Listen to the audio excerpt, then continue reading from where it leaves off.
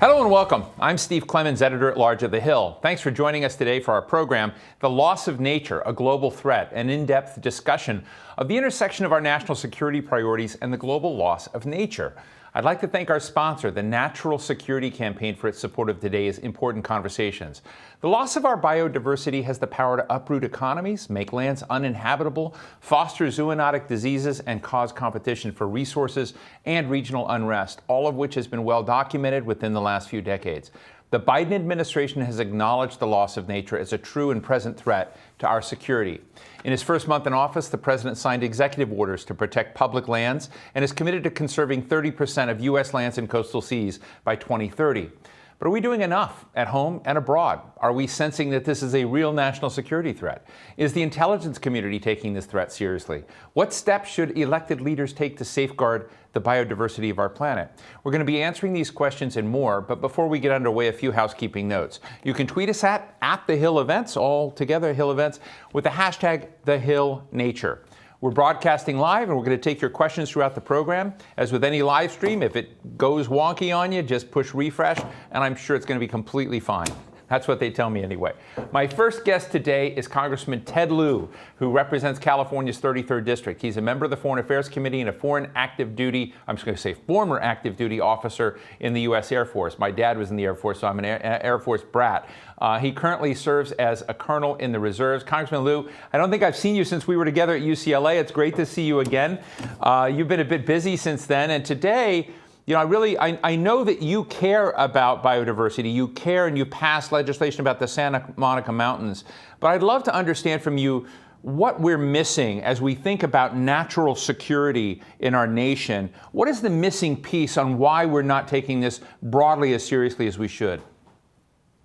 Well, thank you, first of all, for inviting me. And I want to thank The Hill for highlighting this important issue. You mentioned President Biden earlier. Before, I want to note that President Biden created the climate czar position and put it in the National Security Council and appointed John Kerry. So the Biden administration is taking this very seriously. And the loss of biodiversity is essentially we're in a crisis right now. The rate of global change in nature during the past 50 years is unprecedented in history. And we simply have to mitigate or reverse this, because if we start losing biodiversity, that could have a significant impact not just on the world, but specifically on U.S. national security. Congressman, you know, I read, I mean, our underwriter today, let's just be clear about it. They've got a new report out, and I went in, I took a deep dive in this very, very big and important report. It was called The Security Threat That Binds Us. But in it, there's lots of vignettes of things I just didn't know about, like something like the coffee leaf rust epidemic and how this has destabilized significant portions of Central America. And one of the reasons we're seeing a massive rush at the border and migration challenges around the world has to do with violent weather, with deforestation, with new pandemics in foliage that have come along. And I'm just, you know, it's a very different dimension to looking at some of our problems when you look at the fact that there may be a natural crisis that underlies them. Is there a sense of literacy about that among your colleagues? It's starting to. I serve on the House Foreign Affairs Committee, and I previously served on active duty in the U.S. Air Force. Last term, the Foreign Affairs Committee held a hearing on climate change and national security, and the ranking member, Representative McCall from Texas, in his opening speech, he essentially acknowledged climate change, acknowledged it was largely caused by humans, and stated it was affecting our national security. So that's a good step forward. Now, unfortunately, not that many Republicans actually say the same things that Representative McCall did. So we do have to educate more people. In terms of what you just mentioned, in terms of migration, there's been articles now coming out showing that the two hurricanes that struck also was causing this migration up now to our southern border. And what we're seeing are the effects of climate change and what scientists have been predicting for decade after decade, which is it's going to cause more extreme weather events, resulting in loss of crops, extreme drought, and migration that you're not expecting. And then it's just something as simple as, for example, studies showing that we appear to have more bees that are dying. And then if you don't have enough bees that pollinate, that can wreak havoc to the ecosystem. So there's lots of things we need to be concerned about. Do you get the sense that the Pentagon, you mentioned the Air Force, I know the Pentagon is making a lot of efforts on the climate side and also to some degree in water, but is there a sense as they think about their mission around the world and about how to have a less, I don't know how to call it, a less corrosive impact with the footprint of military activity, that they get that? The Pentagon absolutely gets it. In fact, they've issued report after report highlighting their challenges of climate change and how it impacts national security. I previously served at Anderson Air Force Base on Guam. By the way, one of my colleagues on the Republican side doesn't understand that Guam isn't a foreign territory. So let me just be clear. Guam is a U.S. territory. It's very important to the United States. And the bases on Guam are actually one of those listed in the Pentagon's report as being particularly susceptible to climate change, whether it's rising ocean levels or more extreme typhoons or hurricanes. And what we're seeing from the Pentagon is an acknowledgement, not just now, but even under Republican administrations, that climate change is real and it's affecting national security. And my further point I want to point out about our Pentagon and our Defense Department is we've got the best military in the world. And one of the reasons is not just because of our amazing people, it's also because we rely on facts and science. The Department of Defense doesn't just make things up. They look at the facts, they look at the science, and they've determined that climate change is real, it's being caused by humans, and it's affecting our national security. So one of the things that I worry about, as I mentioned, I think the last time you and I spoke on stage was at UCLA when I was at the Atlantic, and I went to UCLA, was in Southern California. California takes these kinds of environmental concerns, sustainability, biodiversity very seriously. It's one of the most regulated states in the country when it comes to that, and yet there's still so many environmental challenges. From fires to mudslides to violent weather, and I'm just wondering whether we're doing something wrong. And I know you've been out there.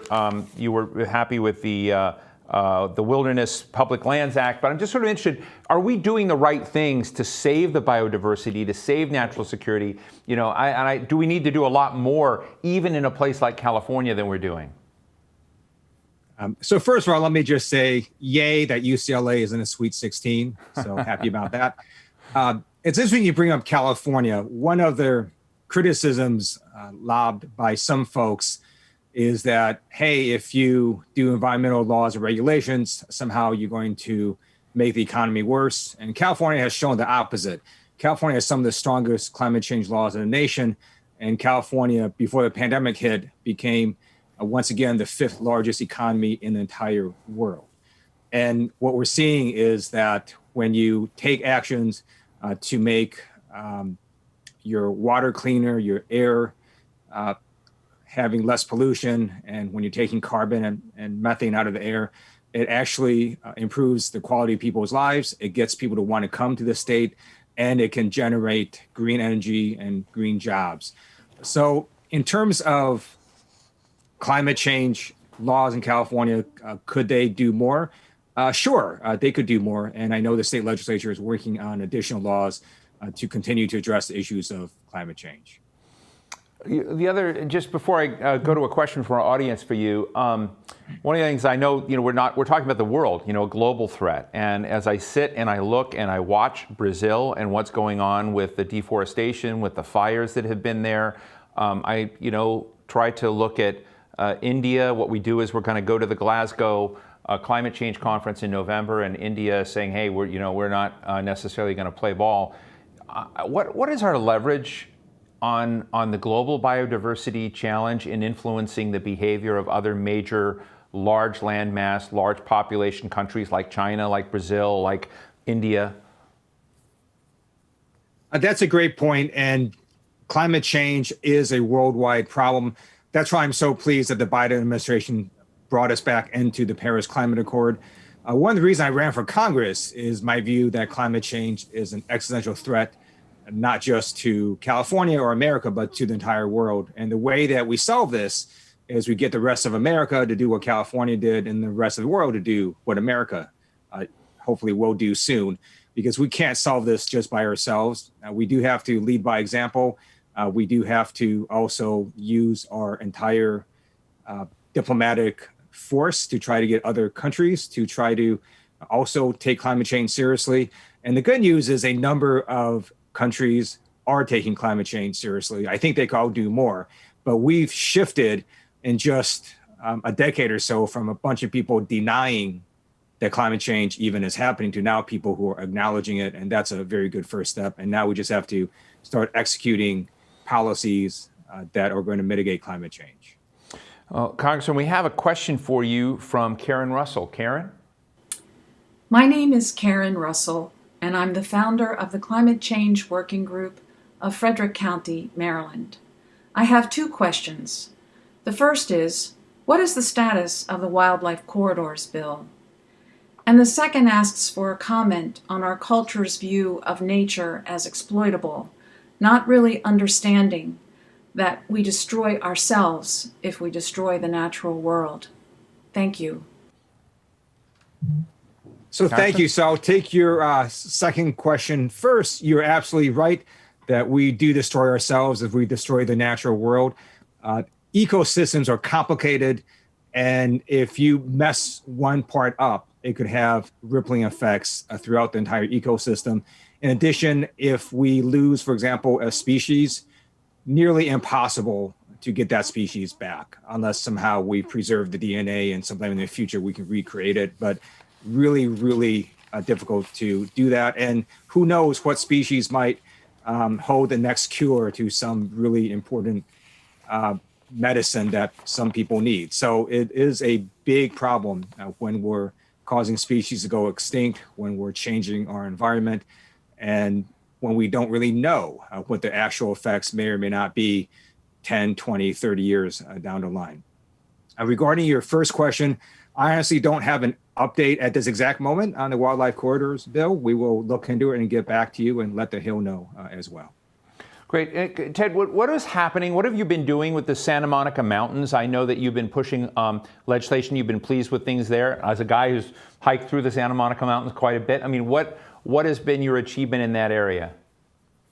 It is a beautiful area, as you know. And so federal resources can help if it's been designated basically a federal recreation area. And so I have a study in to actually extend that geographic footprint to include not just the Santa Monica Mountains, but also much larger areas of LA County, going down south from the Santa Monica Mountains, with the eye towards getting more federal resources for conservation and for other important environmental programs. Well, Congressman Ted Lieu, member of the Foreign Affairs Committee, Great Southern California, I really appreciate your willingness to kind of open the aperture on what that national security ought to include a concern for natural security. And there's not a lot of folks out there that yet have that aperture as wide open. I know you do, and I'm really glad that you're taking it so seriously and that you shared your thoughts with us today. Thank you so much. And thank you again for highlighting this important issue. My next guest is former Republican congressman from South Carolina. He's now the executive director of Republic EN, a community of conservatives reaching conservatives on climate change. They educate, recruit, and organize conservative voices for action on a wide range of environmental issues. Bob Inglis, great to see you. You know, I have a friend in New York, Theodore Roosevelt IV, and you know, he's a real Roosevelt, and he is a finance guy obsessed with environmental issues, and he speaks to Republicans and things along the line because he said, look, you know, the original conservatives were the best at conservation. And so is that part of your message and what you're doing with the folks you're working with? Yeah, I agree with Ted that the word conservative and conservation seem to have something in common. In fact, you have to get to the last syllable before you see any difference if you just write them out. Conservative and conservation. So, yeah, it's clearly the heritage of conservatives to be really at the forefront of conservation. Surely starting with Ted's forebear, Teddy Roosevelt, the president, and continuing on through people like President Nixon and President Reagan and President George H.W. Bush. And so, It's been the legacy of the Republican Party, is to be this party that is concerned about conservation. So as you talk to conservatives today, how big a lift is it for you to get them to understand what you just shared? Is that muscle memory there, or is it something that's going to be a big challenge to bring conservatives back into the fold to think about what are the smart strategies? You know, it's really around sustainability. How do we live our lives, but also how do we create an environment that is not eroded, as we're talking today about natural security and biodiversity and things of this sort, that, you know, if that disappears, we disappear. Yeah, well, it depends on the radioactive half-life of the Trump phenomenon. You know, Donald Trump dismissed climate science. He had one more election in him. That was 2020, you know, and that was the goal, is to just win that election. If you look at other Republicans, though, like my friend Kevin McCarthy, the Republican leader in the House, he's focused on 2022, 24, 26, 28. He'd like to be Speaker. And he realizes that in order to be Speaker, you got to win those suburban districts that we lost in 2018. And you can't win suburban districts with a retro position on climate change. And so it depends on your time frame. If you were Donald Trump, you were focused just on 2020. You're hoping to eke out a victory, continuing to the climate disputation line. But if you're somebody like Kevin McCarthy and you are in it for the longer haul, and you see the demographics coming at you, which is that young conservatives very much want the party to be relevant on climate change. And so thankfully, people like Kevin McCarthy are responding to that and are leading on climate change.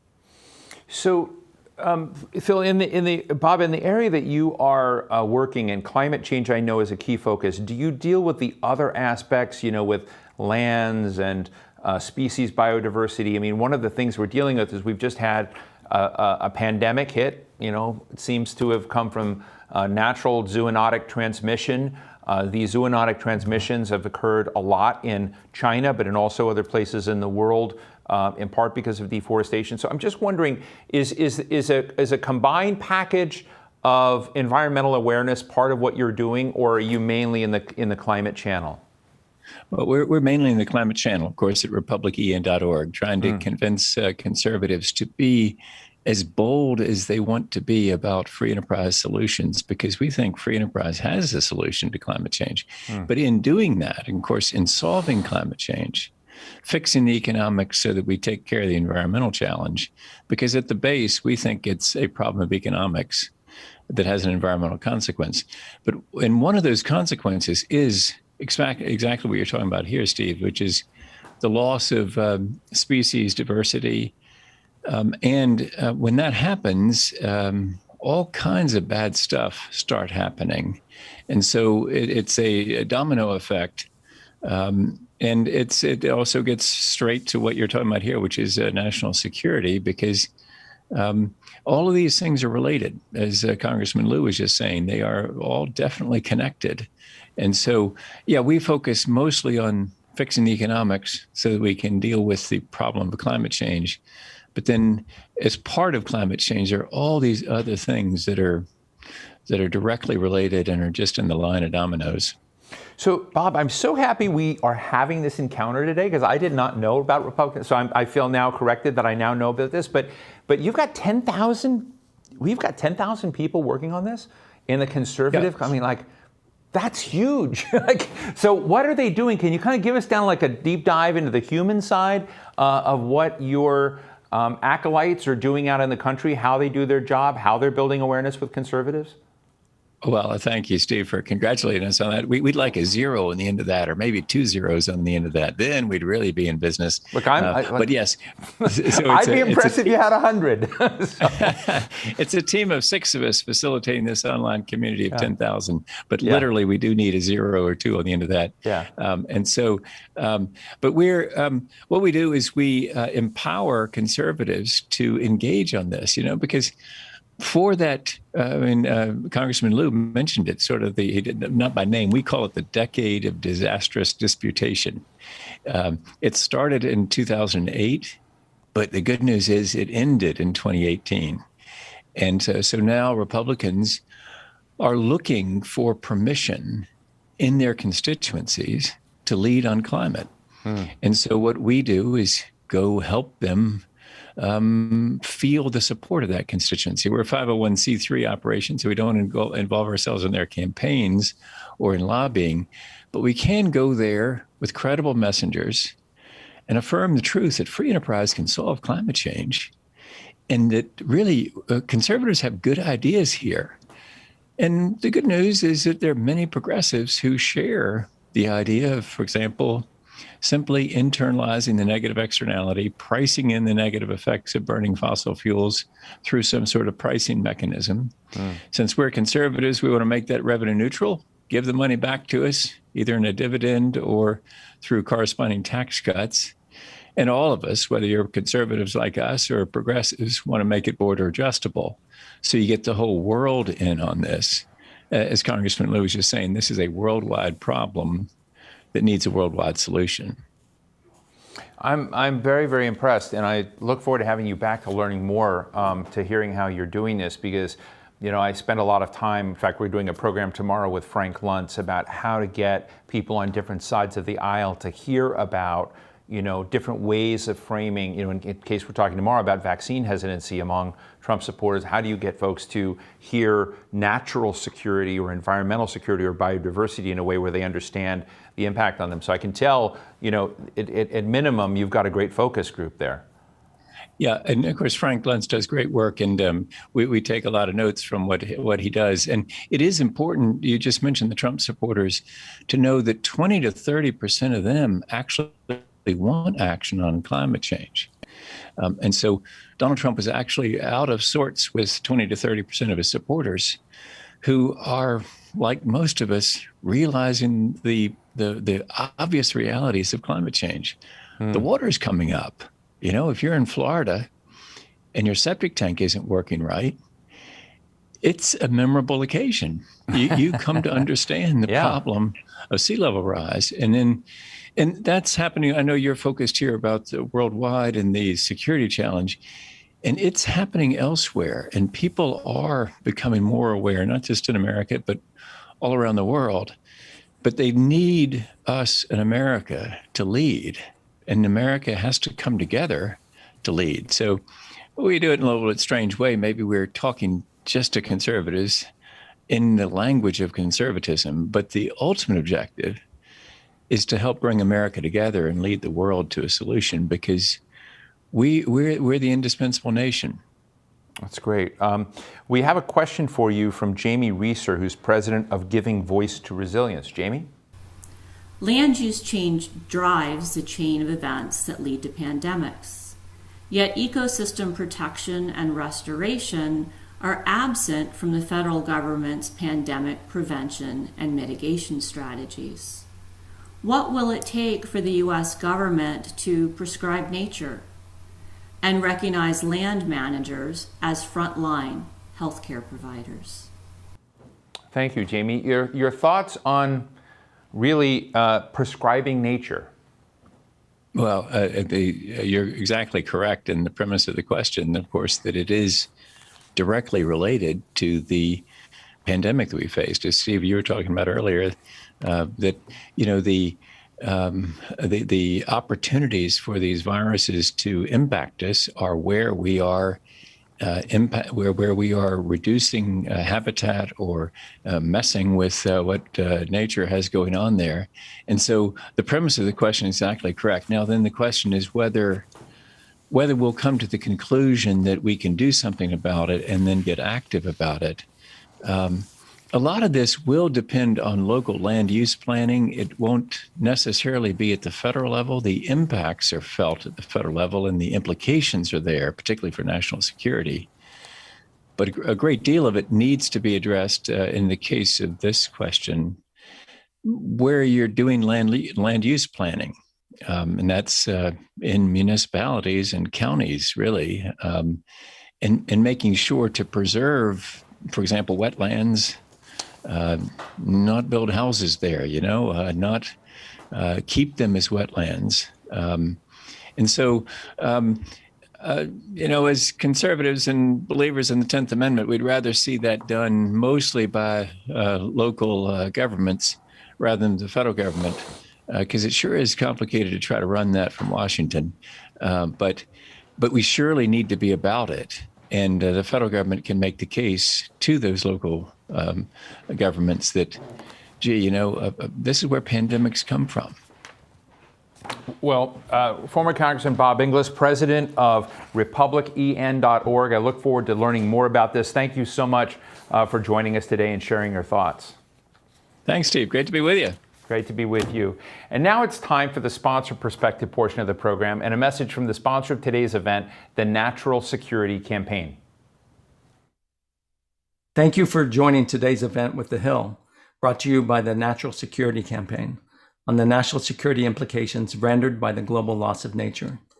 I'm Rod Schoonover, and I spent a decade as a senior analyst and scientist in the U.S. intelligence community, analyzing the national security implications of environmental and ecological change.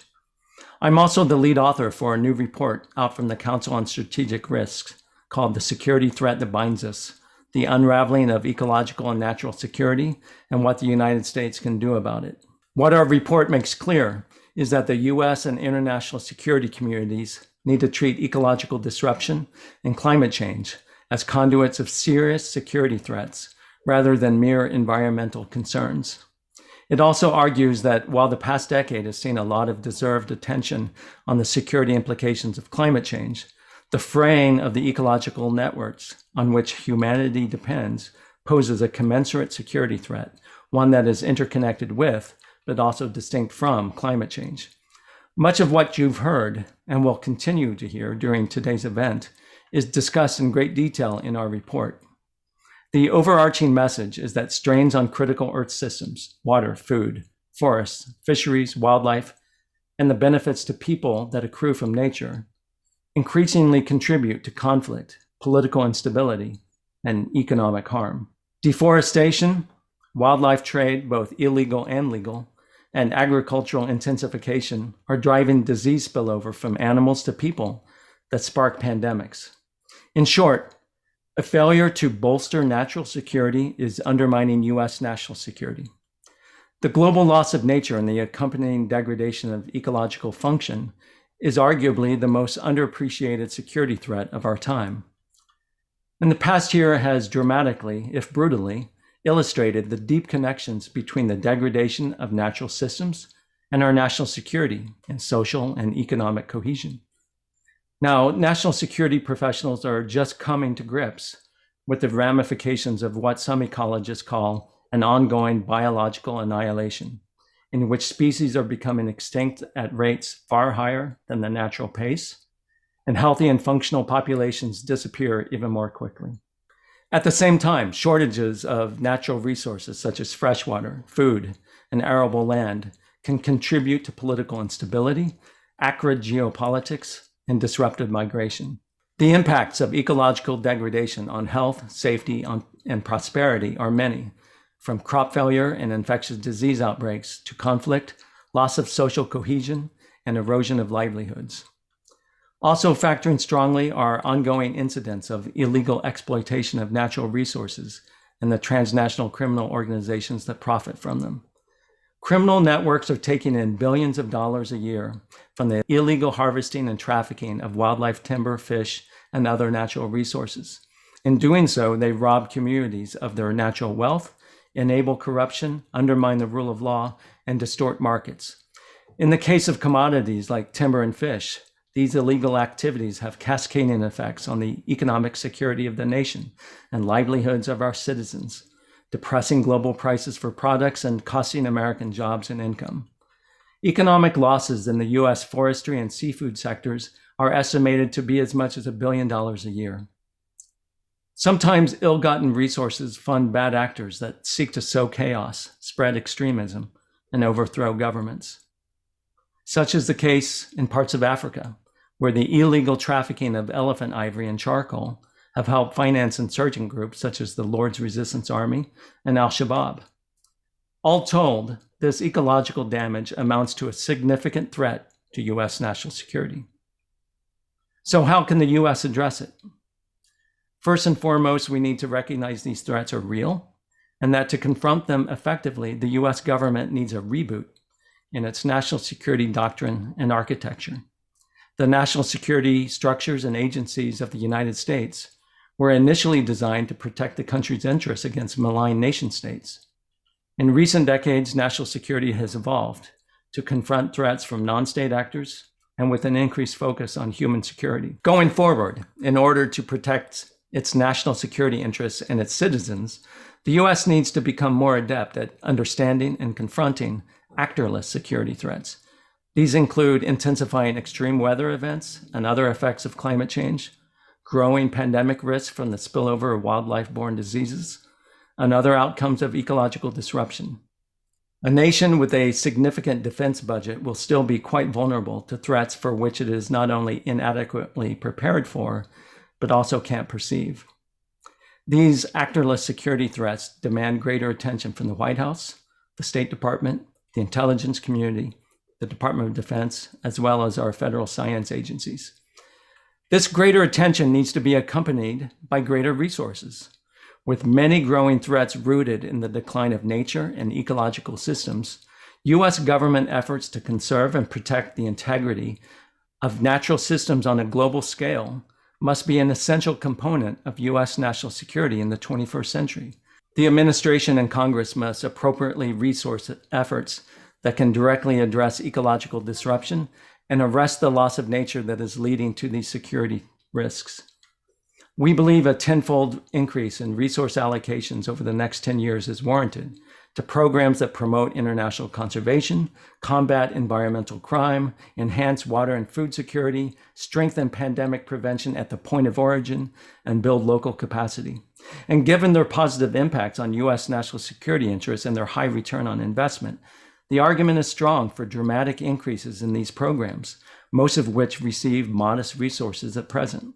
For example, a significant increase in support for tropical forest conservation pays off on multiple fronts, avoiding the dangerous loss of biodiversity, lowering the risk of zoonotic spillover, and helping to mitigate climate change. A single initiative can help address all of these growing threats. The science on ecological disruption is clear, and the US security community should take heed and follow the science. The US needs to incorporate natural system expertise into national security processes. Many of the world's experts on these issues are already employed in the executive branch, but rarely get a seat at the national security table. And not only should scientists get a seat at the table, sometimes they should lead the meeting. Our defense, diplomatic, and intelligence communities currently have woefully inadequate scientific capacities to track and understand the ramifications of humanity's disruption of multiple Earth systems, particularly the biosphere. This is a serious vulnerability in our national security posture.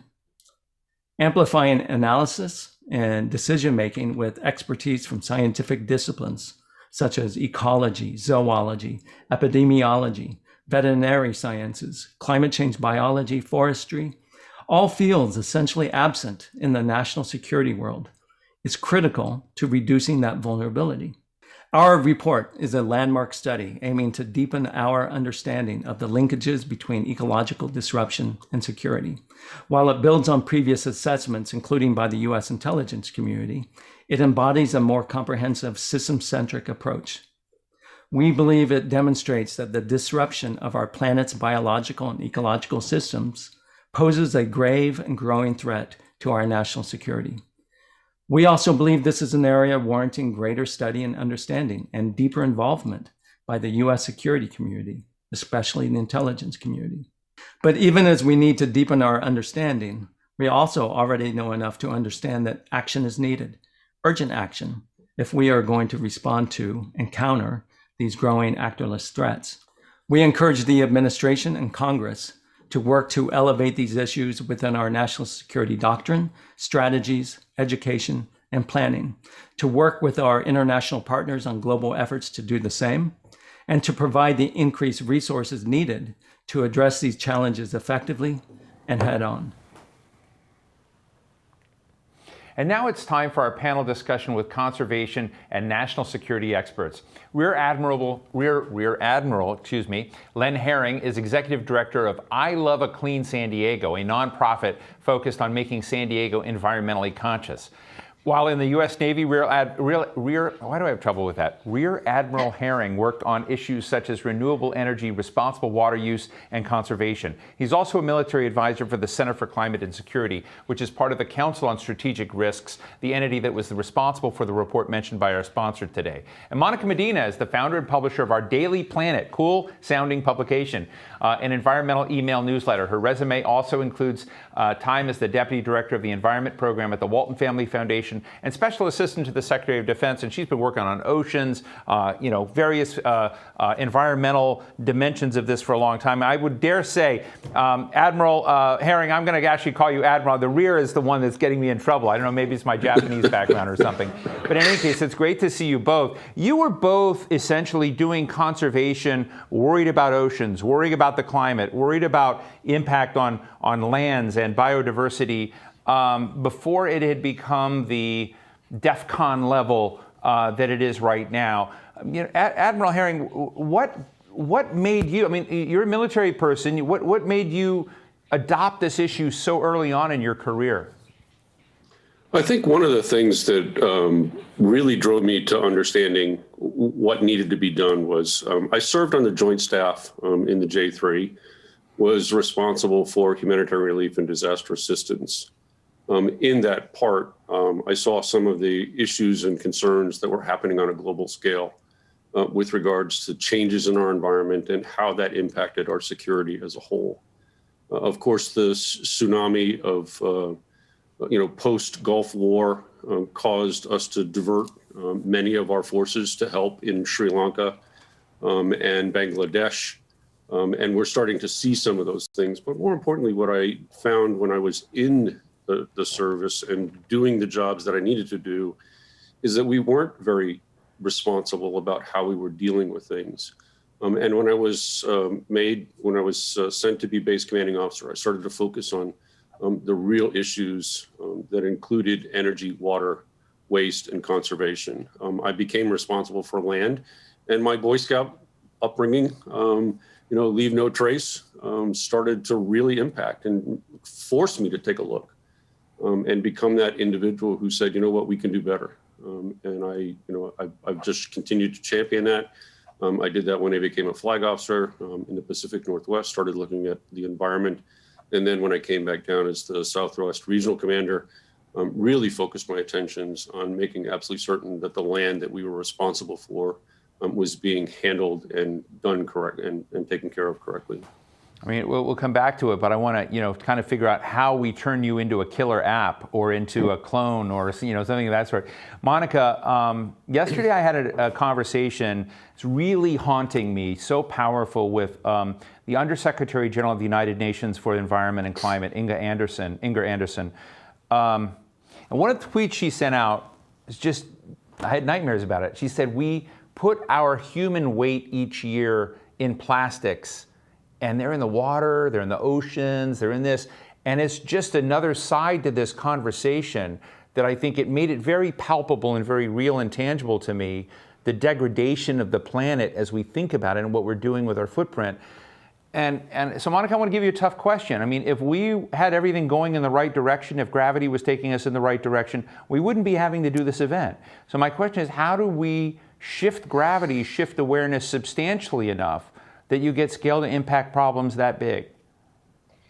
Thanks so much for having me, Stephen. This is a great event, and it's events like this that do actually help raise awareness, and that's why we write our Daily Planet every day. And I have to say, my own military background, I too started in the military. I was in the Army for 4 years, and I saw these issues firsthand as well from my time in the government, then at NOAA. These issues are really basic to people's safety and security, and they don't think of them that way. They think of it as nature and something natural and it's just happening. It's not. These are events, these are things that we are doing to our own planet, and it's in our control to change them. And nature really is our best defense. So if we can change the way we think about nature, not as something altruistic or something good to have or something nice, but as something essential to our very survival, we might actually then be able to get ahead of some of these problems. You know, Monica, one of the things I've been thinking about, my brother is a beekeeper, right? And so we're all worried about the bees, the diminishing. You know, last episode of this series, we had Jane Goodall, and we talked a lot about, you know, the billions of birds that have disappeared. The scale of the challenge, I mean, that's what I want to, you know, tell our viewers right now. This is a big deal. I mean, this is a big deal. We can't pretend it away. And so in that range, you know, we have the United States government, but it alone can't do everything. But I guess the question is, when you kind of think about what the 2 or 3 biggest steps that we need to take that might get a course correction, an inflection point in awareness and behaviors that would help diminish the impact on biodiversity, say, I'd just love to hear what we should do, because I think a lot of people here would say, say, yes, so I watch National Geographic, I watch, you know, things like this. What do I do? So what would be the things that would be on your list? Well, I think we can all use the power of our purse, the way we buy products, thinking about the products we want companies to make for us is very, very important. I also think it's the way we vote. And, you know, with a new administration that has made a whole of government approach to solving the climate crisis, to solving this pandemic. I mean, when we think about the devastation that this pandemic has caused in our country and around the world, with 2.5 million deaths and 100 million people who've been infected worldwide, that is the scale of a national or global security crisis. And I do think then even global leadership matters. And that's why people like the UN Secretary General saying as often as he has recently that these things are an existential crisis for the whole planet, that we will hopefully get people's attention. And you raise the plastic crisis. People are more aware now than they used to be. The problem is we need governments to come in and say, we need some substitutes for these products. We need to think about wasting less. There's lots that we can do as long as we raise our awareness. And it doesn't mean giving up our life of enjoying certain products or, the convenience of a water bottle from time to time. But we just need to think about our footprint on the planet, because if we don't, it will come back to hurt us and future generations. It's so important. Admiral, the other thing, Chris Coons, Senator Chris Coons just went to Ethiopia. And there's a lot of trouble in Ethiopia. We have a lot of problems in Syria. There are a lot of problems down in Sudan. There are a lot of problems in Guatemala right now. And you look at the border down there and you look at a lot of the people coming to the United States, guess where they're coming from? They're coming from Guatemala. And I guess, we see on CNN and whatever cable news network the outward manifestation, but what we haven't dug into is that oftentimes, climate and ecological disaster is at the base of a lot of this conflict and these zero-sum games and the displacement of people. I guess as a military person and as a strategist, how do we upgrade the seriousness of this? I know you get it, but I got to tell you, I know a lot of military officials that I would sit in a simulation. I would look like the liberal green guy who wanted to, bring a conventional topic into real security issues. How do we change that dynamic? Well, I think one of the things that really has to happen is individuals need to understand the dynamics of the globe as it's occurring on a whole. So the first thing we have to deal with is what we have as a whole, and that is we need to understand that the Earth is in its fifth round of doubling. In the next 40 years, we are going to add another 2.4 to 2.7 billion people to the face of the globe. That is the equivalent of adding basically a new India and a new China. Right. We have climate security and the issues associated with the weather changes and how that dramatically impacts. And as you mentioned, Guatemala, 2 Category 5 hurricanes in the matter of 2 weeks displaced hundreds of thousands of individuals, changing the life and opportunity for prosperity in those regions least able to handle it to force the people. You've got millions of individuals in Syria, for example, who are suffering the consequences of dramatic temperature change in what used to be the agricultural region of of the Middle East, and it's now dry and desert. We have sea level rise. So we need to make absolutely certain that as we move forward, and the Center for Climate and Security has done an excellent job as a 4-part series, Climate Security Plan for America. How do we engage? How do we make sure that water security, food security, the basic hierarchy of needs are satisfied in our engagement in a more geopolitical positioning, so that we are making better decisions and being in front of and preparing to engage where necessary. Once a migrant, because of some of these issues, we're talking generational changes in the dynamics. You have 3.5 million people who are fleeing the Middle East right now on the southern borders of many of the EU countries. Poland shut its border, Hungary shut its border. They're trying to figure out how to reel in all of this mess. There's no way, if we are not more engaged in understanding how we are affecting this so that the changes can be made up front, that we're going to be able to handle this. And this is not necessarily just a U.S. issue. And I would contend that many of the instances that we're watching today, the things that are going on in the South China Sea and other things like that, the increase in the lack of biodiversity that's occurring as ocean acidification makes its way across our vast oceans, and the conveyor belt begins to slow down as temperatures begin to change within our oceans. They will have drastic effects on the security and the basic needs that individuals require, and that has to be part of our security. It's the rule of three. Sorry. Go ahead. I apologize. Go ahead. 3 minutes of oxygen, 3 days of water, and 30 days of food. If you can't provide that, then the whole dynamic of security changes.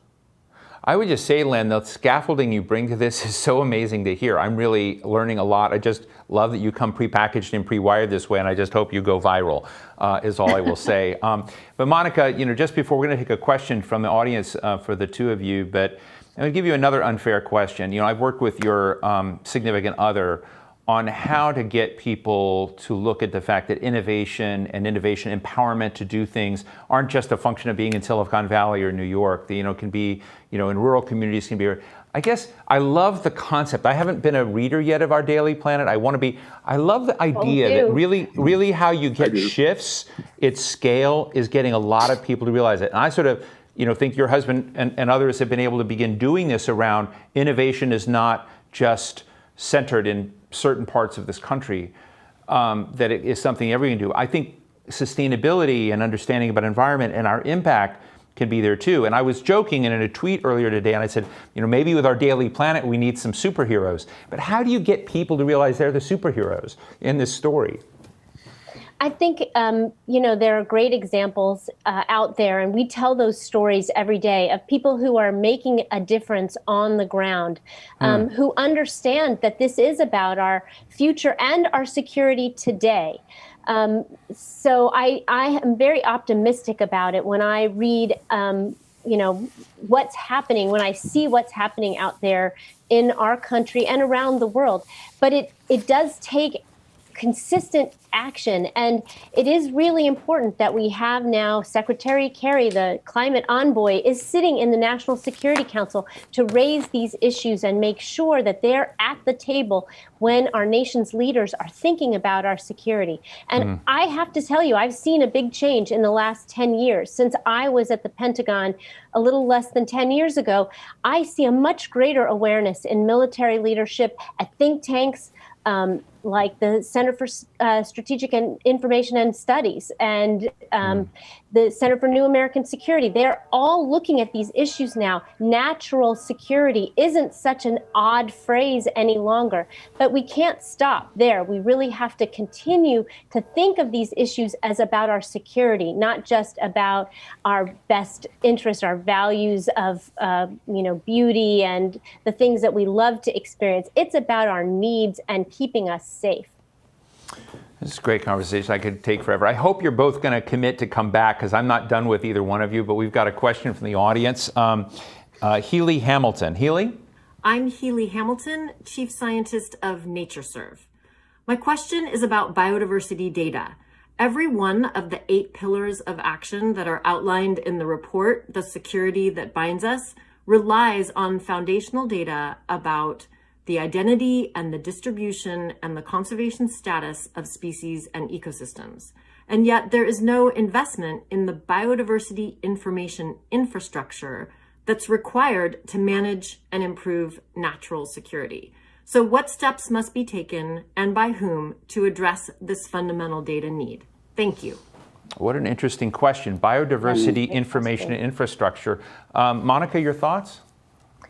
My thoughts are that we are at the point in time where we actually have the capacity to do this, to put sensors on all kinds of things that never carried them before.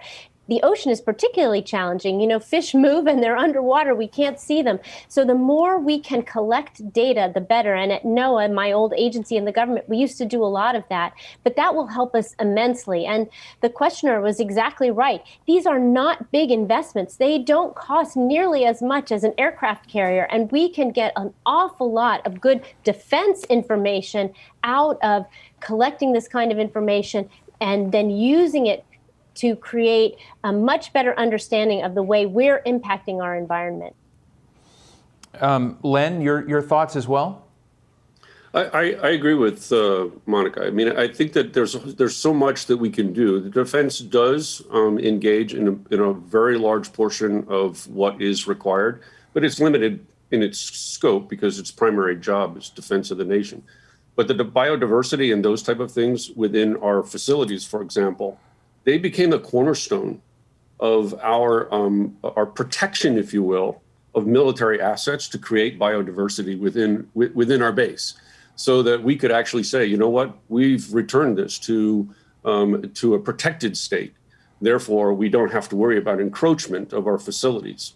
We created, in the time frame that just I was the Southwestern commander, we created 23 plans that protected the biodiversity in and around our bases.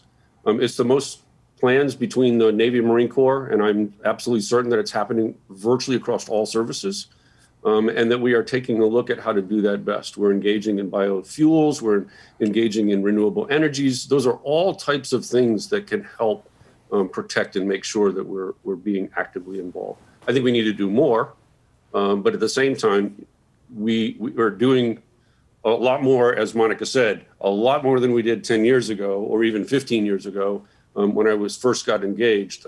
It was a different story to where we are today. And I'm sure under the current administration, we'll get some better results.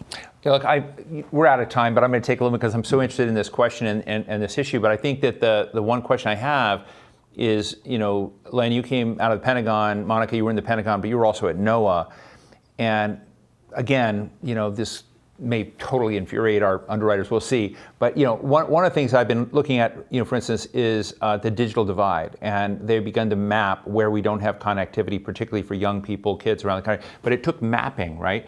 If you look at NOAA is a, you know, system that looks at maps and data and sensors along the line. You know, the question is whether we need biodiversity mapping and whether we need an institution, you know, potentially in government, partnered with the private sector, that actually we need to create that capacity. Part of today is to ask ourselves, does this threat rise to the level where we have to build institutions and to do things around it? But is that a crazy idea, Monica? It's not crazy. It's a great idea. And lots of people, I think, would get behind it. We've had efforts at this, like at the National Geographic, they do a Citizen Science Day every year where people go into the national parks and collect that kind of data. But we could be doing this every single day. If every fishing vessel all around the world carried sensors and collected data, think how much more we could know about what we're taking out of the ocean, our critical food source. So there's just any number of examples, and it's really inexpensive compared to trying to fix what we break. So it's absolutely essential. Well, I actually think it's. Go ahead, Len, please. I'm sorry. I just think it's critical. I attended a presentation a couple of years ago in which I found out that in my lifespan, more animals, flora, and fauna have gone extinct than in the past 1,800 years. And if we don't recognize that that is something that we should all be scared about, then how else do we do this? And if we're not protecting and being able to create environments where that biodiversity continues to exist, then all of this is for naught. We need to be more scientific about how we approach this. Well, listen, I want to thank you both. Monica Medina, publisher of Our Daily Planet, really appreciate your thoughts. Len Herring, Rear Admiral, I finally got that out right, member of the advisory board of the Center for Climate and Security, and I think executive director of I Love a Clean San Diego. I should also say San Diego is one of the places that I regularly fly to, fly off to, hibernate at, go to. So we'll have to look each other up there sometime. Thank you so much for sharing your candid thoughts. This is a great discussion. Thanks very much. Indigenous peoples have been at the forefront of climate advocacy and are a vital voice during any substantive discussion on environmental policy.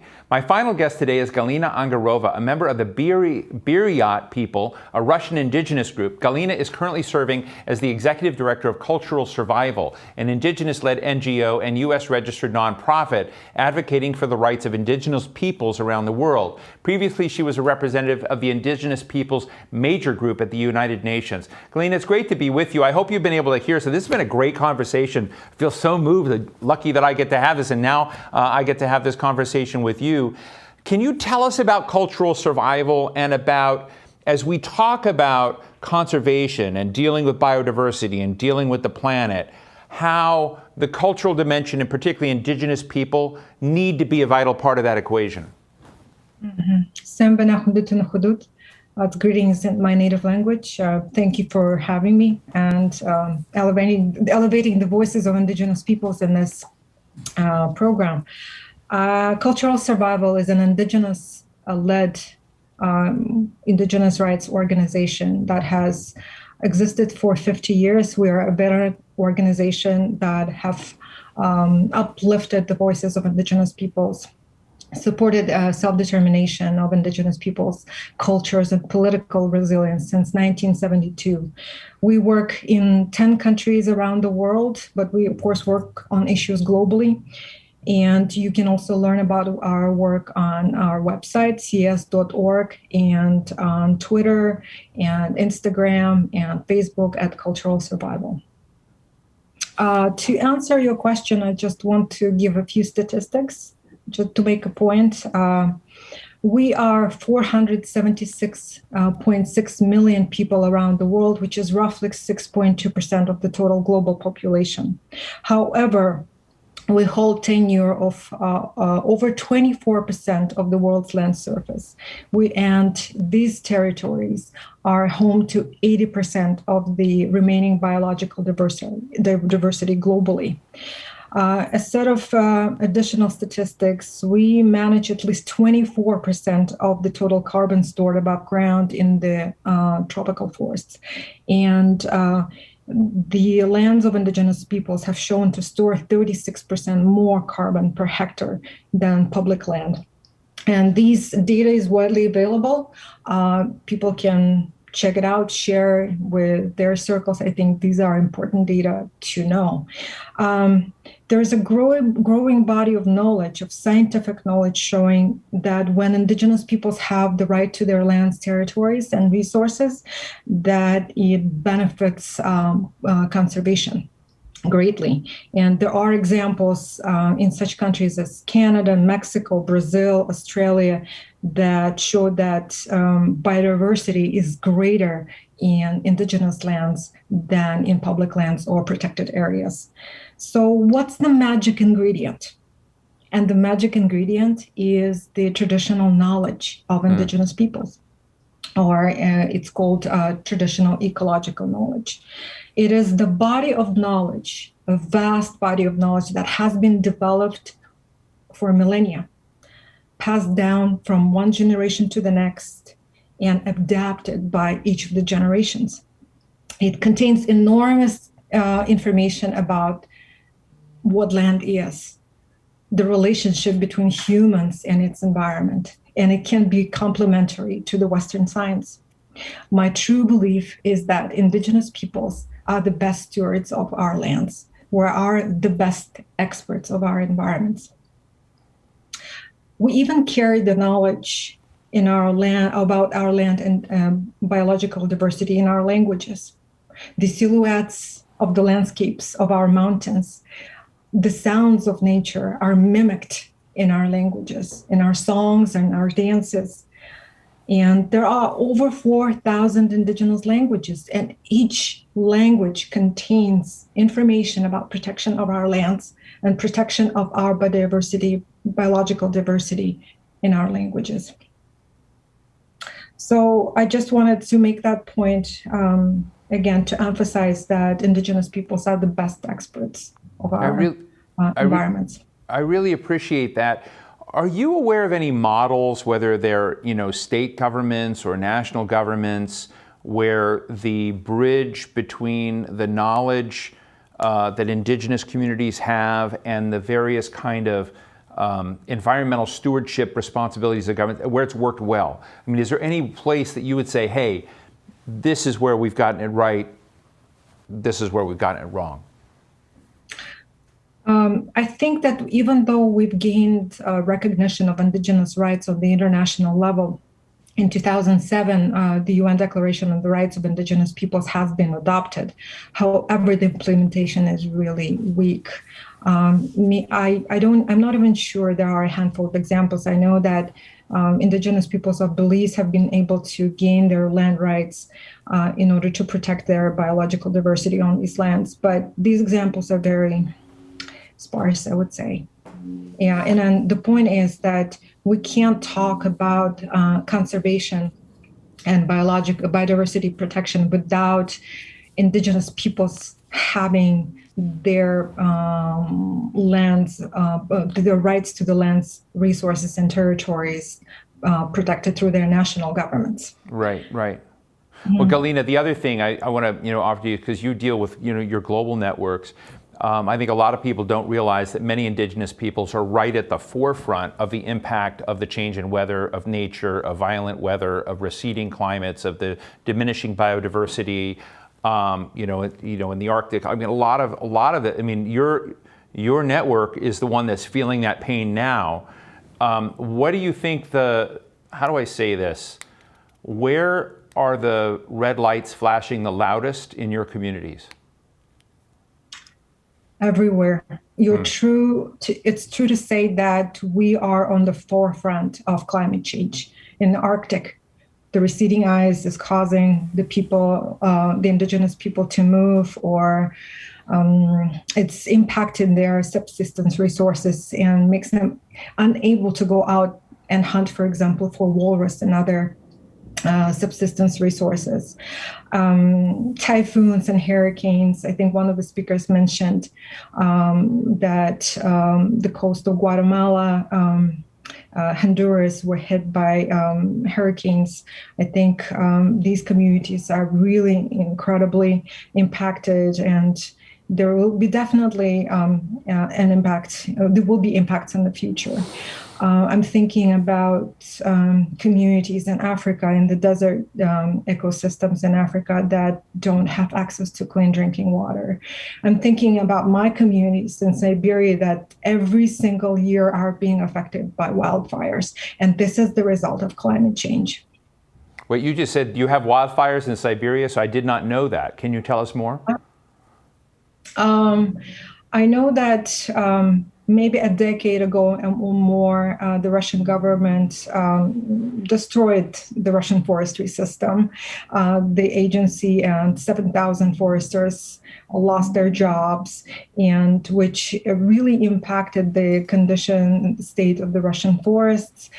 They used to do prescribed fires, which is no longer being done in the Russian forest. That led to increased fire hazards, but also the climate change impacts and the change in the weather patterns and conditions have exacerbated this problem.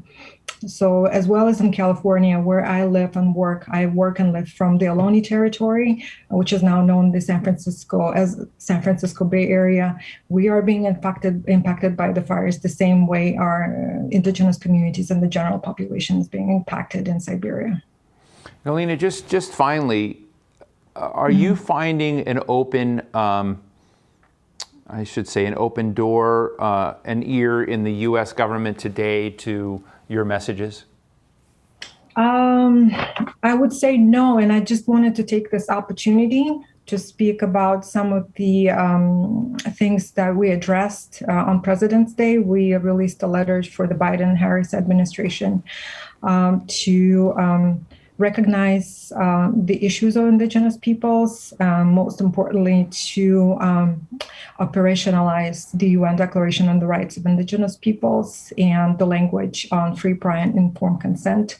I want to briefly talk about the new initiative, which is called 30 by 30, which is a global initiative, but it also been picked up by the Biden administration recently to conserve at least 30% of U.S. land and water by the year of 2030. As an organization, we support this initiative. However, we know all too well that if there are no safeguards and there are no protections for Indigenous peoples, there will be consequences, and the history will repeat itself. And there just have been too many consequences for Indigenous peoples in the past who have been thrown out, harassed, killed, all in the name of conservation, fortress conservation, all in the name of specially protected areas, all in the name of national parks. And we're asking the new administration to include the language on free, prior, and informed consent in this new initiative if it moves forward. And I want to take this opportunity to address the Secretary of Interior, Deb Haaland, to meet with us, with a group of Indigenous women, leaders, activists, land defenders, climate change activists, to speak about this issue. Well, I heard you. I've interviewed Deb Haaland on this show before, and so I hope she has heard you and many others have heard you. Galina Angarova, Executive Director of Cultural Survival, thank you so much for sharing your thoughts with us today. Thank you. That brings us to the end of our program today. A big thank you to the Natural Security Campaign and to all of you attendees for joining us for this discussion. If you missed any of these great conversations, we're going to have the video up from the event on our website shortly. I'm Steve Clemens. Be well.